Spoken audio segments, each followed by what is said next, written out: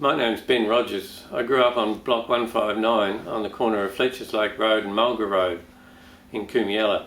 My parents were Jack and Margaret Rogers, and I have two brothers, John and Kevin, and two sisters, Jane and Margaret.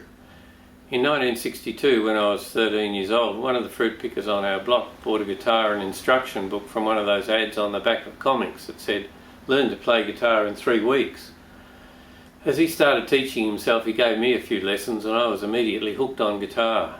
I saved up enough to buy my first guitar by working on the block after school and at weekends during the pruning season, and my mum arranged for me to take lessons from Miss Shirley Appold, a piano and guitar teacher who lived in Coomealla. Shirley Appold was originally from Adelaide and her background was in the big bands of the swing era. She taught me for about 4 years. My first paid gig was a wedding reception at the Dareton Hall in 1965. My dad drove us there in his Ford Custom Line.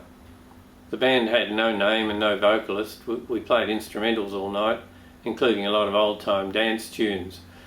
It seemed to go over okay, and from there we progressed to a band with vocals and a name. We were called the Commotions. The Commotions did alright playing around the Sunraysia district for 18 months or so before we went our separate ways, and I played in various other local bands before leaving the district. I live in Melbourne these days. I'm still hooked on guitar and I still play in bands.